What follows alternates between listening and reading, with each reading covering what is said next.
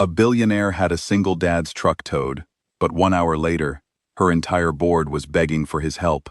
Nobody really noticed the old pickup truck when it pulled into the parking lot that Tuesday morning. It was the kind of truck that had seen better days.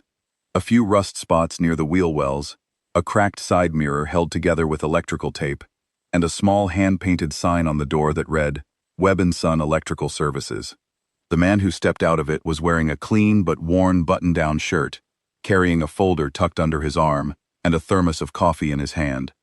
In the back seat sat a little boy, maybe 8 or 9 years old, watching cartoons on a small tablet with headphones on.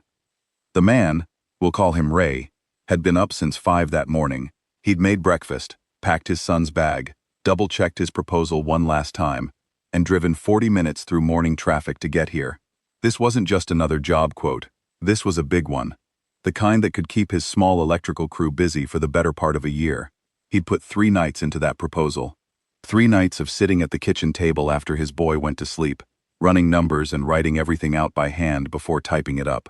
Ray had been doing this on his own for 2 years now, raising his son, running a small business, paying the bills, all of it without a second person in the house to share the load. He didn't talk about it much. He just did what needed to be done, every single day, without making a show of it. He told his son he'd be back in 20 minutes, cracked the windows, and walked into the building. The lobby of Holt Energy Solutions was the kind of place that made you feel small on purpose. Polished floors, high ceilings, a front desk with 2 receptionists who didn't look up when he walked in. He gave his name, explained he had a 10 o'clock appointment about the renovation bid, and was told to take a seat. He sat. He waited. 10 minutes passed. Then 20, then 30. He checked his phone a couple of times, thinking about his son out in the truck. 45 minutes in, he was still sitting there. Meanwhile, something was happening outside. The CEO of Holt Energy Solutions, a woman named Diana, had just arrived through the building's private side entrance. She was the kind of person who moved through the world at a fast pace and expected everything around her to move at the same speed. She had built her company from the ground up, and she was proud of that. She was sharp, she was focused, and she did not have a lot of patience for things being out of place. When she stepped out of her car and glanced across the parking lot, she spotted the old pickup truck sitting in one of the executive visitor spaces. There was a small sign posted near the spot, easy to miss if you didn't know to look for it, that said the space was reserved for permitted executive visitors only. She didn't ask whose truck it was. She didn't go inside to check. She pulled out her phone, called her head of security, and said, "Get that truck out of the executive lot. Have it towed." And just like that, it was done. Ray was in the middle of finally being called into the conference room. Finally, after nearly 50 minutes of waiting, when his phone buzzed. He glanced at the screen. It was his son calling. He picked up, and on the other end he heard a little voice that was trying very hard not to cry. "Dad, the car is moving. Someone is picking up the car with a big truck. What do I do?" Ray didn't panic. He didn't make a scene in the hallway. He just quietly excused himself, walked straight to the elevator, and went outside. By the time he got there, his truck was already up on the flatbed. His son was standing on the sidewalk in his sneakers, still holding his tablet, looking confused and a little scared. Ray walked over, put a hand on his boy's shoulder, and watched his truck get driven away. He didn't yell. He didn't chase after the tow truck. He just stood there for a moment, his folder still under his arm, his son standing next to him, and then he said, "All right, bud, let's go get it back." He called a rideshare, went to the impound lot, paid $340 he hadn't planned on spending, and loaded his son back into the recovered truck. He drove home. He didn't call the company to complain. He didn't post anything online. He just quietly crossed Holt Energy Solutions off his list of prospects and moved on. Back in the building, no one on the executive floor knew any of this had happened. Diana had gone straight into back-to-back meetings. The day moved forward like any other, until it didn't. At just past 10 in the morning, the lights in the east wing went out. Not a flicker, not a partial outage. A full dead blackout across the entire eastern half of the building. The backup generator kicked in, but it only covered the server room and the emergency stairwells. Everything else, the conference rooms, the executive offices, the presentation floor, went dark and stayed dark. The timing could not have been worse. In less than an hour, Diana was scheduled to sit down with a group of investors for a presentation that her team had been preparing for weeks. This was not a small meeting. The numbers on the table were significant, and the investors had flown in from out of town specifically for this. Her facilities manager started making calls. The first electrician didn't answer. The second was booked out until the following week. The third came in, took one look at the main electrical panel, and said he wasn't touching it. The previous contractor had capped a connection incorrectly, and fixing it without the right documentation would be a liability issue. He left without doing anything. The clock kept moving. One of Diana's younger staff members, a junior coordinator named Patrick, who had been with the company less than a year, had been standing near the lobby window that morning when the tow truck came. He'd seen the little boy climb down from the cab. He'd seen the man in the button-down shirt put his hand on the kid's shoulder. It had sat with him all morning, and now, with the office in quiet panic and his boss running out of options, something clicked in his mind. He remembered the logo on the door of that truck. He typed it into Google. It came up right away.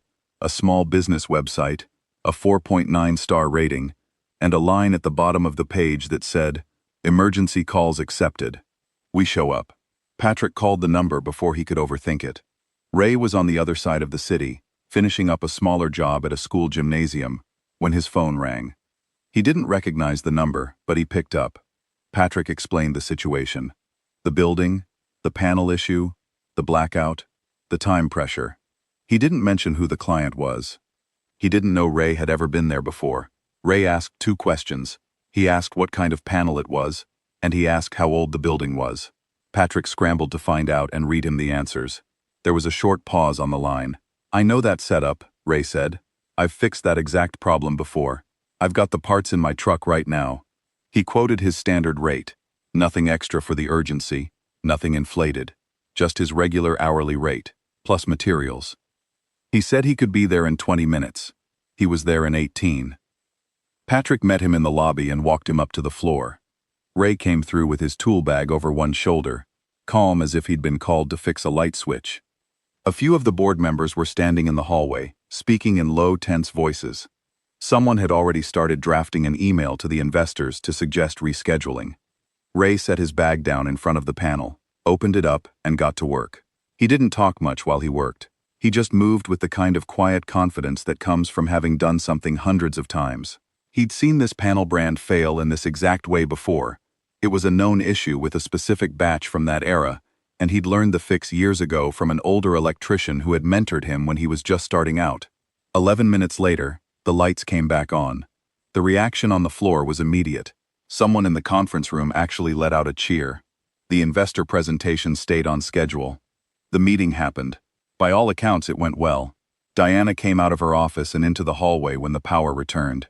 She saw Patrick standing with a man she didn't recognize, who was quietly zipping up his tool bag and writing something on a clipboard. She asked Patrick who he was.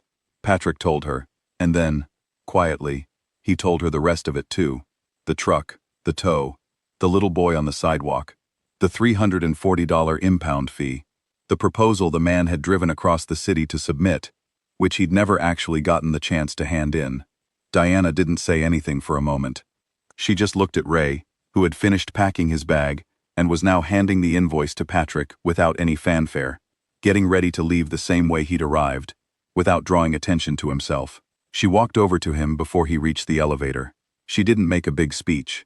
She didn't try to explain herself or justify what had happened that morning.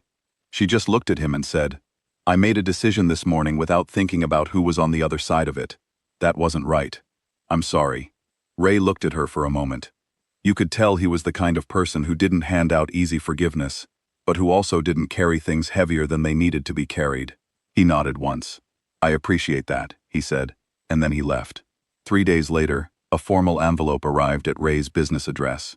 Inside was a signed contract for the original renovation subcontract he had come in to bid on, along with a 2-year preferred vendor agreement that was more than anything he had originally hoped for. There was also a separate check for exactly $340. Clipped to it was a small note card, handwritten, with just a few words on it. It said, "For your son." Ray framed the note card.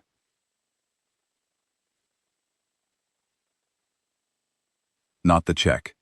The note card. He hung it in his workshop, above the whiteboard where he wrote his crew's weekly schedule. His son saw it one afternoon while waiting for his dad to finish up, and asked what it was about. Ray told him the short version, and then he said something his own father had told him once, a long time ago. "Some people do the right thing eventually," he said. "It doesn't always come fast, but it comes." His son thought about that for a second, then went back to his tablet. And Ray turned back to the whiteboard and filled in the schedule for the week, a full week, for a full crew, with more work lined up after that. Sometimes that's how it goes. You show up, you do the job, you keep your head, and the rest takes care of itself.